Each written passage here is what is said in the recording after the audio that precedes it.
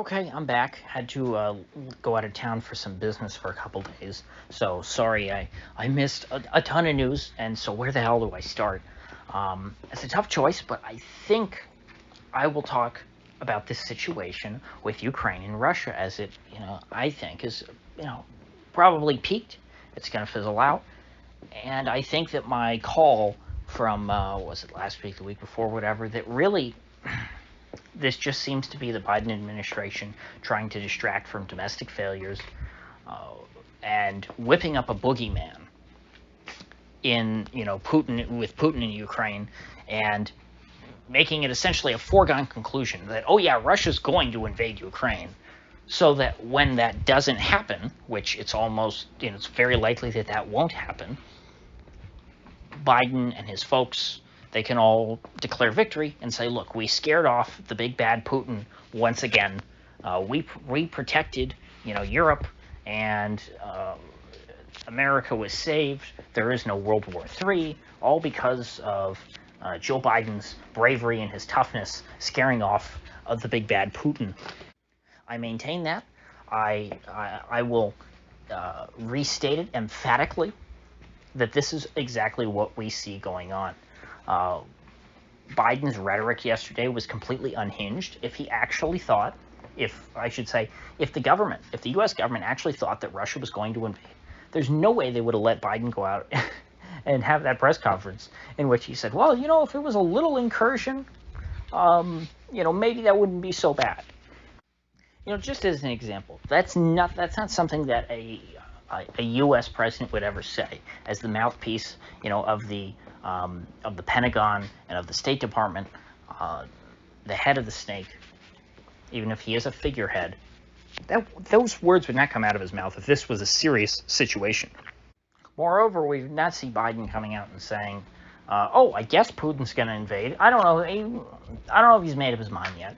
This mind reading game. This is not a real situation. If this was really possible, Biden would not be out talking about it. They would have him locked away in a room, and the wizards of smart in the administration would be racking their brains about what to do. And I don't even mean necessarily that they'd be making plans, to go to war, because I still think that any reasonable person, even within the U.S. government, would have to recognize that that is absurd to risk a World War III, thermonuclear war, the first war between nuclear powers in history, over Ukraine, a former Soviet Socialist republic. That's the most serious topic that I could think of for any U.S. administration to have to deal with. And so they would not be dealing with it out in the open. They would not be transparent about it. Biden would not be telling you what people on the inside are thinking. This is all basically a psyop on the American people and the people of the West at large, including the people of Ukraine. I hear via the Duran that apparently we're starting to see bank runs in Ukraine, which is not surprising. You're seeing the shelves in the grocery stores be cleared out. There is panic buying. Empty shelves Joe, empty shelves Biden is spreading like wildfire from the United States all the way over to Ukraine. And all for what? To hype up the fear of something that they know is most likely not going to happen. Russia had the opportunity, as I've said so many times in the past, to annex two Ukrainian oblasts, Donetsk and Luhansk, which seceded from Ukraine after the Euromaidan coup because they did not like the new pro-NATO government. They did not like how anti-Russian that new pro-NATO government was. The eastern part of Ukraine has a lot of people who identify more with the Russian nation, who felt persecuted by the new government. And in these two oblasts, not only did they secede from Ukraine, but they voted to accede to the Russian Federation. They said, we want to be Russian oblasts now, not Ukrainian oblasts. And Putin said, "Niet, not interested." He accepted Crimea. He said, okay, we'll take Crimea because that has a naval base that I need. But we don't need you two oblasts. We don't want you. We don't want to take parts of Ukraine. That's their problem. We don't want to deal with you.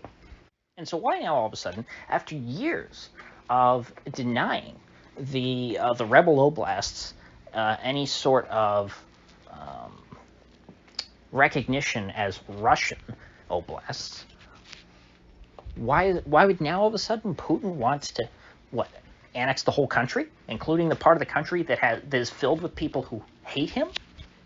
If Putin hasn't wanted up until this date, because at any time pretty much Putin, from what I understand, Putin could write a letter to the folks in Donetsk and Luhansk and say, hey, you've been approved. You're part of Russia now, and they would happily accept. Putin hasn't even chosen to annex the parts of Ukraine that love him. Why would he annex the parts of Ukraine that hate him? Any serious person knows that this whole situation is absurd. I mean, look at these silly little sanctions that I think it's Victoria Nuland is putting them out, like this 18-point plan to go after Putin and Russia. They talk such a big game about, oh my gosh, we must protect the territorial integrity of Ukraine. Their border is absolute. It was demarcated by God himself, and we must defend it to the last American. Yet, her thing is, well, Russia, if you invade Ukraine, we're going to sanction your banks. We're not going to lend you any more money. We're not going to give you any IMF loans. I could, I guess, play the Sean Hannity role here and say, oh my gosh, and accept the premise that, oh my gosh, Putin, he's so bad, he's so terrible, he's Hitler. And look how dumb the Biden administration is being, because they are dumb. But they're not that dumb. They're acting so dumb that they think that we won't notice, that we'll still take this situation seriously. They're not taking this situation seriously. They want you to take it seriously, because they want you to be afraid, because they know that the risk is very, very low to them of this actually turning into any kind of a hot war. And so thus, they're taking the small risk that, assuming this ends peacefully, and that this ends with no war between Russia and Ukraine, Biden and his folks can pat themselves on the back and say that, oh, look, we successfully deterred expansionist Russia. That whole press conference yesterday, it was Joe coming out. He was trying, he wanted to say, hey, I'm in charge. I'm a big man. I can stand up on a podium. I can argue with reporters, and I can claim claim the media is biased against me, or at least I'll have my surrogates do it in the media. Because at the end of the day, when he lays his head down on his whatever the Democrat equivalent of a MyPillow is, Joe Biden knows everything is going to be just fine. It's only us little peons down here on the streets who are supposed to worry about all this. And that's the opposite of, what you would think of when it comes to a leader. A leader's job is to worry about all the things that everybody else doesn't have time to, because they're busy going about their daily lives, being cogs in the wheel. And the leader's job is to worry about the whole wheel itself falling off the axle. Now, quickly, in addition to all this Russia stuff, Biden pinned inflation on the Fed, which, kind of fair. But at the same time, it's not like Biden is trying to cut spending, and it's Fed stimulus that is, it's not like it's monetary policy that's making all the difference. Yes, the Fed could pull back liquidity and drive up interest rates, theoretically, for the federal government, inhibiting Joe Biden from spending money. But at the end of the day, we all know the federal government running multi-trillion-dollar deficits, which increase year after year, that's what seems to be the biggest contributor to driving up consumer prices. And yes, Powell could curb that by raising interest rates to 10% and bankrupting the federal government, but I don't think Joe Biden actually wants that. Who knows? Maybe he does. Maybe he's like me. Maybe he wants to see the federal government shatter. Maybe that's why he's been doing all this and trying to, maybe he's been trying to just destroy these institutions. Which, if so, I applaud you, Joe. You're using your dementia as a form of accelerationism. Well, it's an interesting message that he's sending. Normally, you don't hear presidents wanting, kind of encouraging the Fed to raise interest rates. I wonder if that will make the Fed any more hawkish. I doubt it. Powell, he's pretty firm in his dovish beliefs. I don't think that one president can sway him from that. But long before any of these hikes have ever occurred, we are seeing a lot of pain in financial markets, which that will get its own video this week, I assure you.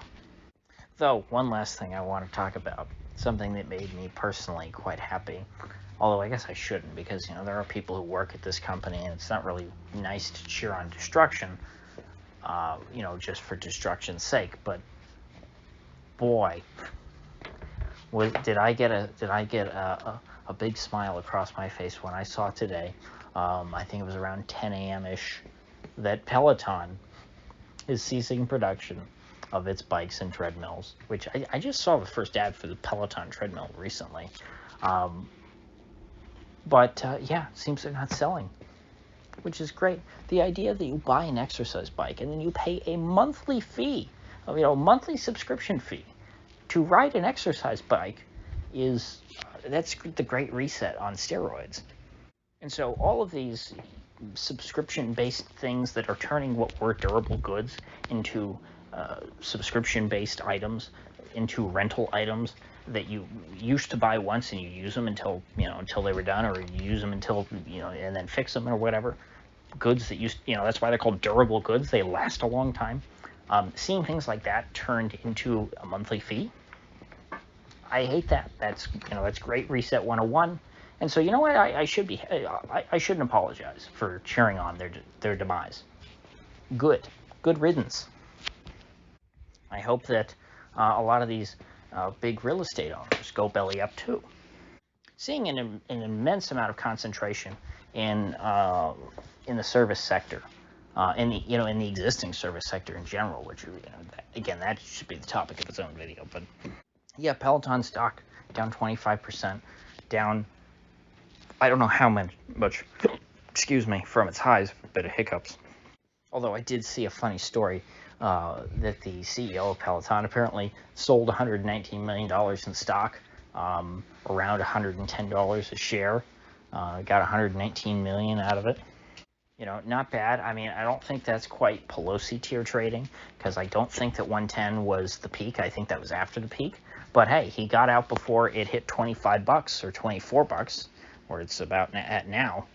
Like so many of these big IPOs and startups, Peloton peaked with their Super Bowl ad. It's like Pets.com all over again. So I know I've been kind of all over the place, but I've been gone for 3 days, so forgive me. I got a lot of stuff piling up in my head, but should be back normal schedule tomorrow. So with that said, I will see you folks back here tomorrow.